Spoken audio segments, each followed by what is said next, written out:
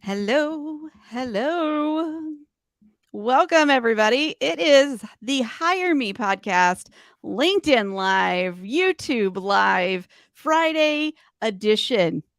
Is everybody ready? I'm excited. Hi, Chris. Chris, y'all know Chris. He's my co host. What is up, everyone? I Oh, am, happy Friday. You said it, Friday edition, and I'm like, do we do this any other day? I'm like, am I missing some shows during the week no, that you're not telling me about? kind of like last night. I was at a concert and the lead singer of the band goes, "Thank you to the bands before us." And there was one band. Oh, Jessica's ready. Hi, Jessica. Hey, Chris. Welcome in. You have reached the Hire Me podcast live. We are focused on elevating today's top talent, providing you with insights from people around the industry of all the industries. I feel like we've had people from everywhere. Chris and I are not recruiters, but we are in the learning and development field. And we have both gone through the job search journey very recently. And so we are trying to help others who are going through the same thing by offering free 15-minute interviews that we will put up for you on our podcast and on our LinkedIn and on our YouTube, where you can share your amazing self. See, Chris, I should really write this stuff down. I hope that was okay. Yeah, you're all good. Yeah. So, I mean, we have so many people in the chat already. This is so exciting. So, I mean, like, again, if you are here and you're watching, listening live, feel free, put in your questions, comments down below. We will, talk about them. And then there's been times when we're like, oh man, that is such a good question. Like, let's make that part of our show, like main topic next week. So make sure you're putting everything you're thinking of, that's relevant to the topic. Maybe not everything. We don't need to know your grocery list, but put it in the chat and we'll be sure to add it in and address it. And I mean, Heather, do you want to introduce our guest today? Yes. So I am so excited to introduce our guest today. I have been lucky enough to know her for almost 10 years. Amy Bartell is a learning experience designer with 16 years of experience of just being awesome at her craft. So I have seen, because I've known her for so long, I have like seen this incredible progression and growth. And like she's number one, she's a wealth of knowledge. She's always willing to help. And she is a stellar instructional designer, learning experience designer. I had the privilege of working with her twice in my life. And at the last role, she did some incredible work for me in my team. And so I'm just so excited to bring her on because she and I talk about portfolios all the time, about the importance of them, and she's got the knowledge. So we're gonna bring her on the stage. She's like a call-in. Amy, are you there? I am here. Welcome to Hire Me Live. Hello, everyone. I apologize for not being on screen. I'll start off with that. Definitely had my moment of ADD and missed that, but I'm excited to share what I know and how I got to develop my portfolio and some tips and tricks for everyone so they can avoid some of the pitfalls that you can fall into and prepare themselves for creating a perfect showcase for their work. Fantastic. Christy, I mean, I could ask her all the questions, but would you like to open it up with our first question? Yes. Well, I mean, I am just curious, Amy, through your, in your work, why is a portfolio important?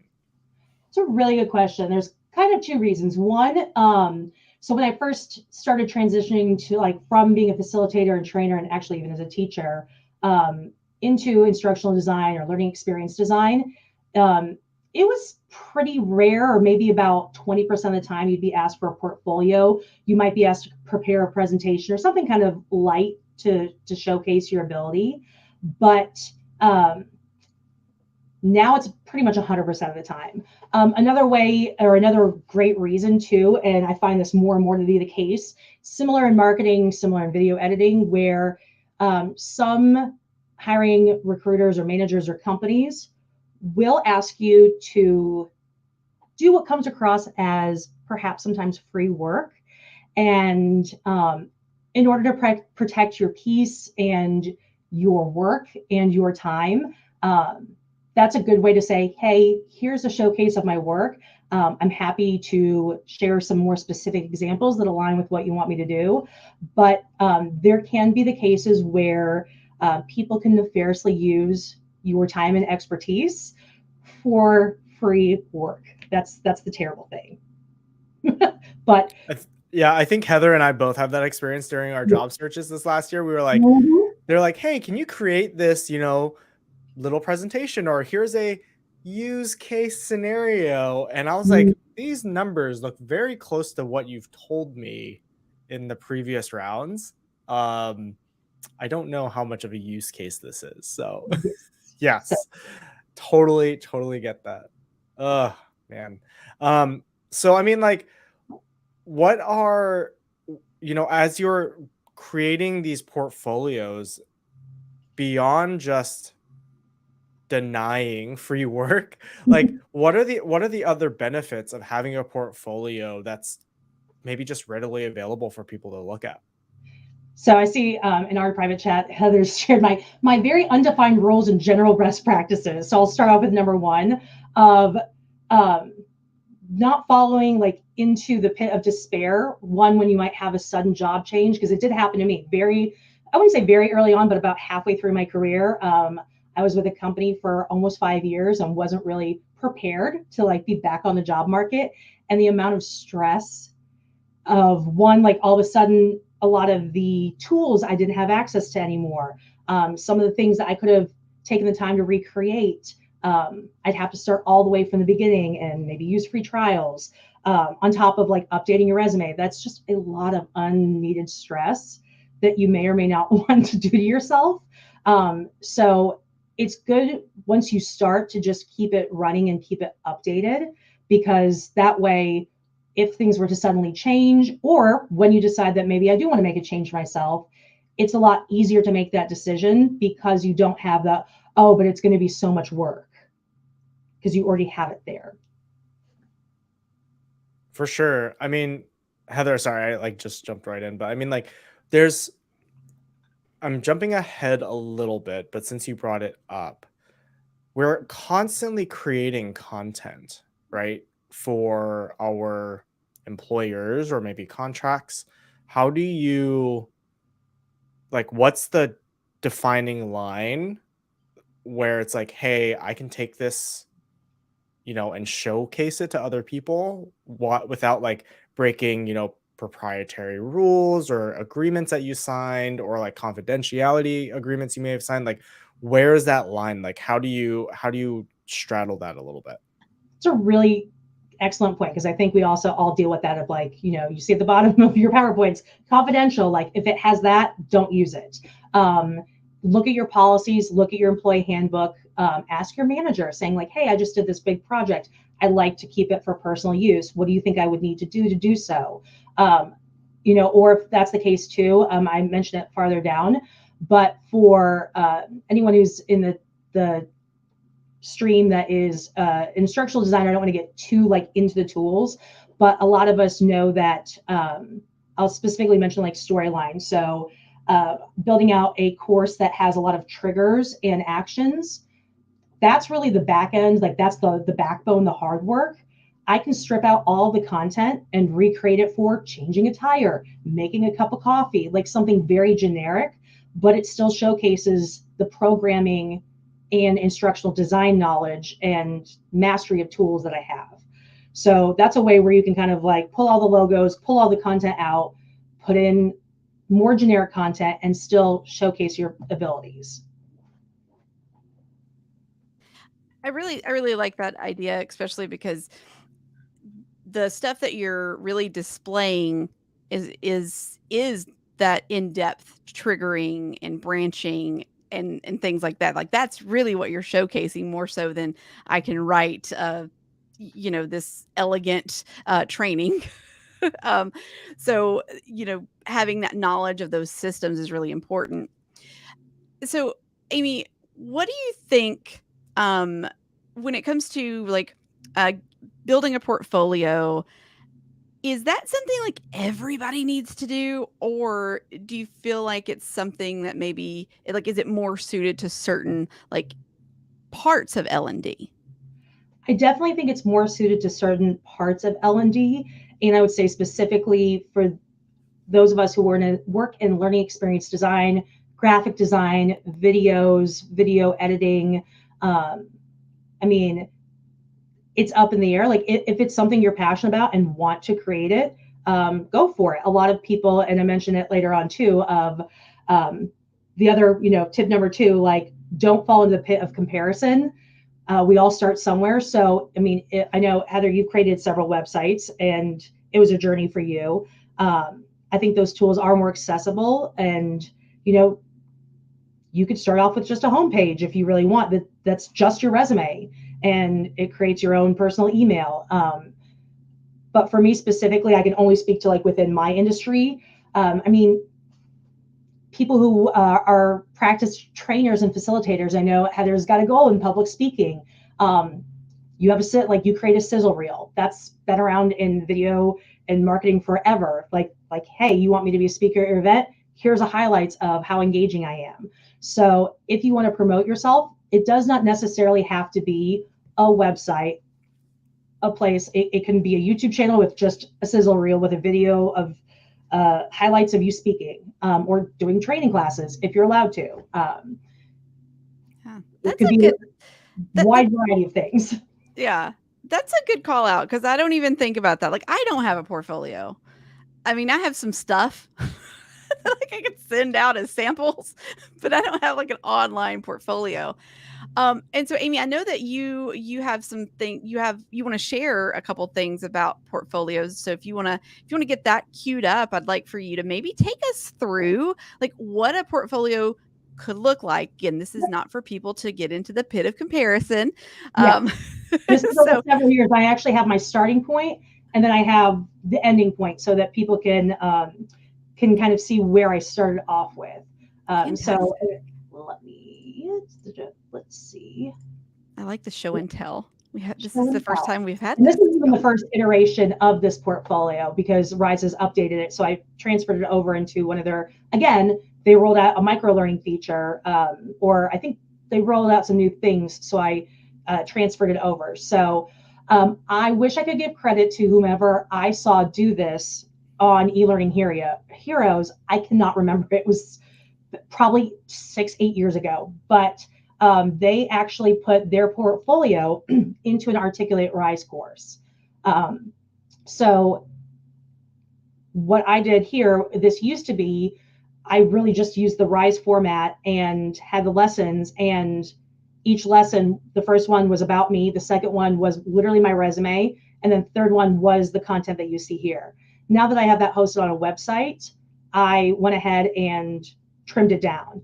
So what I did, because I develop courses, and anyone who's an LXD or an ID knows that in order to have some of those functionalities, you might need to host them somewhere. So this is one place I would recommend. You can get a free account. And what's also nice with that is that you can also track and see who's clicked on it. So it's really good to see if they've actually looked at your content. And of course, I give the disclaimer that they're going to be asked for their information. You can embed videos. I've got some other stuff from what I've worked on here. Here's one of those things where I mentioned, so micro learnings, creating an interactive video, and then just a carousel of what some of my graphic design looks like. Very, very, I don't want to say simple, but pretty easy and quick to create. And that's a very good starting point or base level of just putting some content in a place where you can send a link and have people look at it.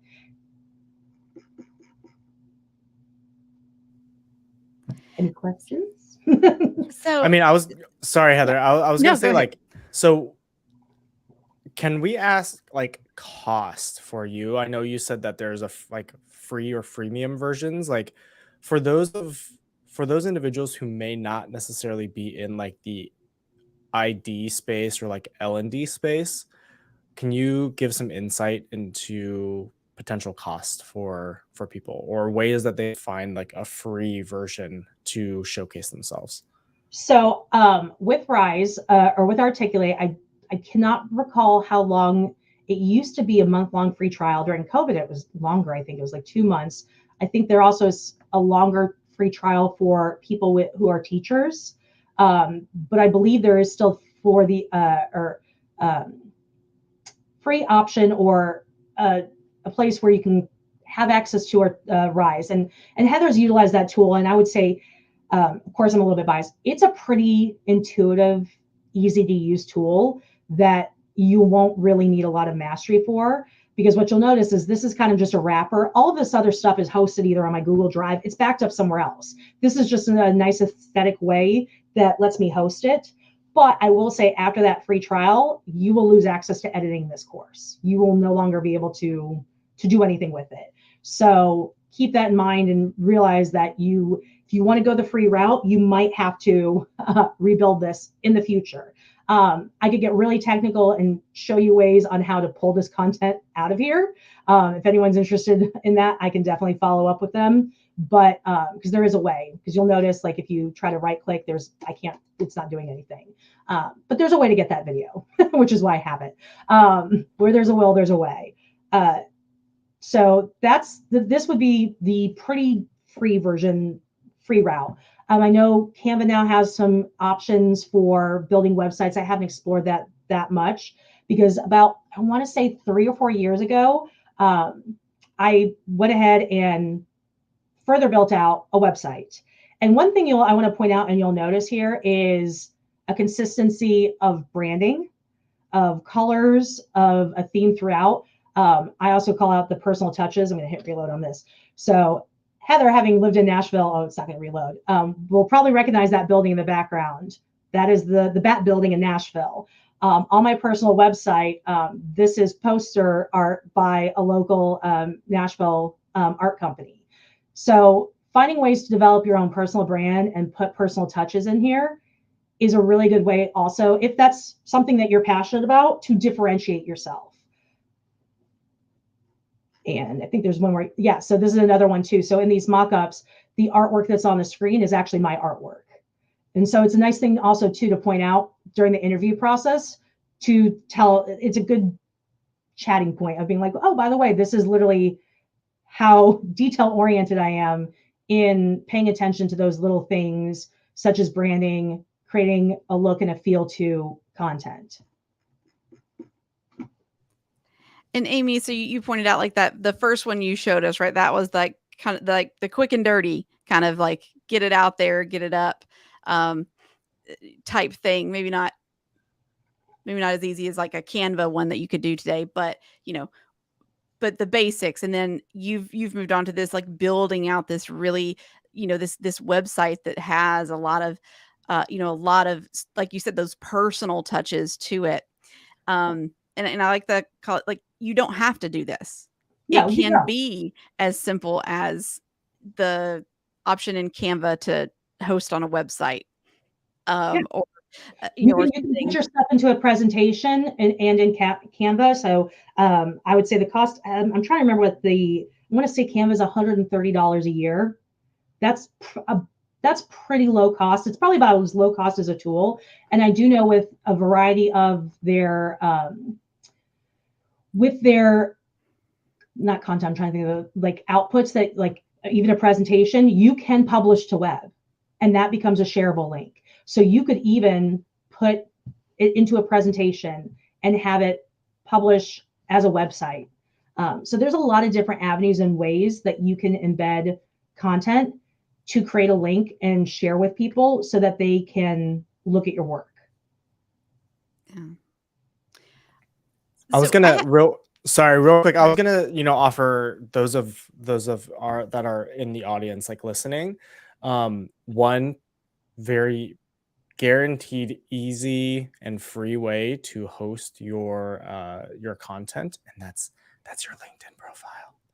Yes, that too. Yeah. Yeah. So if you are right, if you're storing your materials, whatever they might be, right? Like again, if you're not in L&D, like many of us that I see that are in the chat, but you might be in marketing, you might be in sales, and you've created, whatever you may have created before, hosting it on Google or on OneDrive, and then linking to it on your portfolio or on your profile. I mean, in or on LinkedIn as a featured post. That way, as recruiters might be looking at your profile, they'll say like, "Oh, there's a portfolio here.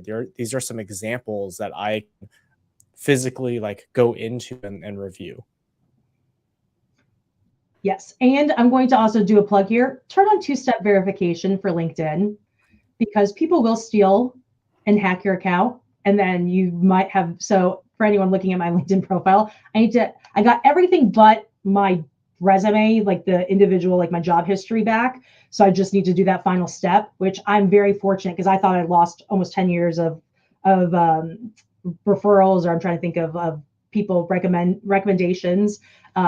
And I was very stressed for a couple of days. And I will just say, like, looking analytically, even not having that job history in there, I went from, averaging like 100 views a week to 1 this week.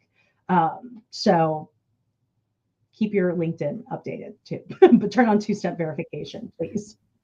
That's a very good call out. Yes. Make sure, especially if you are using it for something like this, you don't want it to go away. If somebody like hacks into your account, like, yes, Yeah. please protect yourself in those ways. Share on LinkedIn, but keep a backup. Keep Yeah. several backups. So Amy, I've got this question. I've been trying to think about how to ask this question this entire time. So when a recruiter, like if you're new, like you're a newer instructional designer, you're just coming into this and you've got a portfolio up there, and maybe a recruiter comes to look at it, or a hiring manager comes to look at it, and because I've gotten this feedback through some interviews that I have set in on, that like, yeah, I looked at their portfolio and yeah, that was a no. What kind of like, do you have any advice on like process, or like, for like feedback, or like what somebody can do to like make sure that they are putting their best foot forward in putting out a portfolio that will really speak to their talents? Yes, and that kind of goes back to my other like call out of saying, don't fall into the pit of comparison, because I personally did not create or start working on my profile or my portfolio for a couple of years, just because comparison is the death of joy, is all I will say. There are so many amazing designers and people out there with different strengths. I pointed out too, like I built a website because I'm interested in web development and UX design. You don't have to do that if that's not something, like showcase your skills and your strengths. I know of several people, and I wish I'd pulled up these examples where, and I keep saying I'm eventually going to do it, where, clicking on each one of those examples would take you to page and show you what the project ask was, what the timeline was, what steps I took. Like I know that I personally would need to do that, so I can even find improvement points or things that I could do. If you are someone who is more in the project management side of things, maybe less on the visual and media design part and more on the synopsis of, here are these projects, here were the roadblocks we encountered. And again, you can be very general. You can say, I worked with a client, the ask was for this. How to handle different subject matter experts, getting people to adhere to deadlines. There's a reason why that's not included in my portfolio, because it is a developmental point for me. That is something that I am working on. When I feel like I have a mastery of it, then I will showcase it. So, think of your portfolio or the content that you create as a place to showcase your talents and your skills that set you aside from everybody else. So I put that in there too of, there are like, Canva's great. There's amazing things out there. At least personalize the template a little bit, because that's one thing where I can immediately be like, oh, this is the 17th website I've seen that is using the exact same colors and the straight out of Canva like logo. Not that Canva's bad. It's definitely made designers out of a lot of people, but hopefully that answered your question. Yes, it did. It did answer my question. And sorry, that thought just right out. Like it just floated away on a Friday. I mean, I was also going to say, like, one other thing that I've seen work, right, is this is where that networking piece comes in to like tie it all in with, with the job market, is test it out with hiring managers that in your industry or in your space, right? Like, say like, hey, I want to showcase maybe these projects to try and get me, to get noticed, like, or, what do you think of them? Or, hey, what would you like to see in a candidate for like these types of roles if you were hiring for them? Like, what would you like to see in their portfolio? That's another thing. And, I also want to make sure that, we're hitting on other people who may not be in instructional design and learning and development. Again, like using YouTube as a video platform, if you want to walk someone through or like do a very quick 5-minute presentation, if you want to show yourself speaking, right? You can record that as many times as you want, edit it as many times as you want, and make yourself look amazing. So, I mean, use that. YouTube is a free platform that we use, just saying. You can go and like and subscribe and follow us on all the places. Oh, good plug, Chris. But we have these things at our disposal, and I think it's just really important to note. So I just wanted to call that out, as well as like, as you were saying,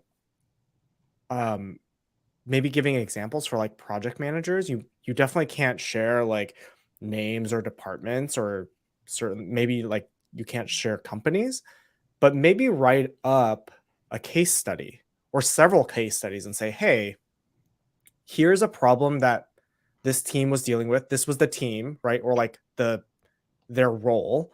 And this was the issue they were dealing with. And then this is how I addressed it, and do like a quick 1-page case study to showcase like all of these different projects you may have looked at or worked on. And then you can share those potentially. Amy, thoughts? What do you think? Exactly. I was going to say there's also the option, I believe, if you become a creator within LinkedIn, of creating a newsletter. So you can also do that as well, where you can, again, and on my list of things to do, which I probably will not follow through with. Again, I'm not going to, to me, I'm like, I did this. This is good. Like this was a win. Like the fact that I got this far. But I do know of several people who've vastly grown their network by creating a newsletter and said like, like problem of the month. Like this is what my client was asking for this month, and here's how I handled it. Because you can be fairly general, but also specific enough to get the point across of how you were able to handle those issues or deliver some output based on the project needs. And again, free tools. All right. So we are almost at time. So we got one final question, Amy. And it's, how would you recommend getting help to set up your portfolio if you've never set something up like this before?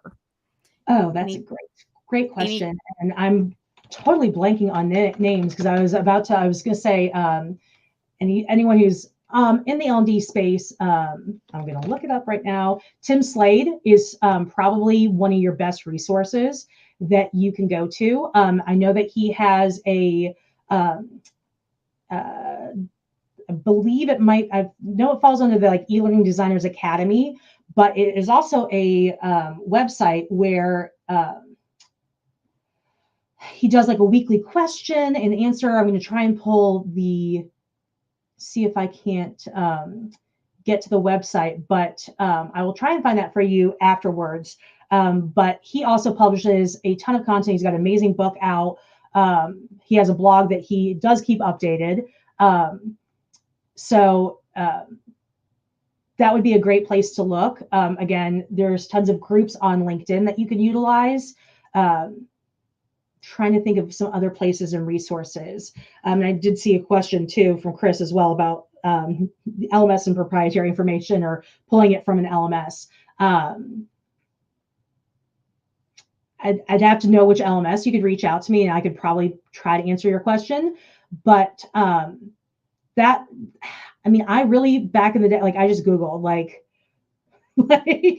good e-learning websites, good, like, and just did a deep dive. And of course, even now I'm like blanking on like, what tool did I use to build my website? Because I've suggested it to multiple people and I'm like, Heather, do you remember? No. No? My wife uses Wix, so I just to throw some names out there, like Wix is out there, and then Squarespace is another.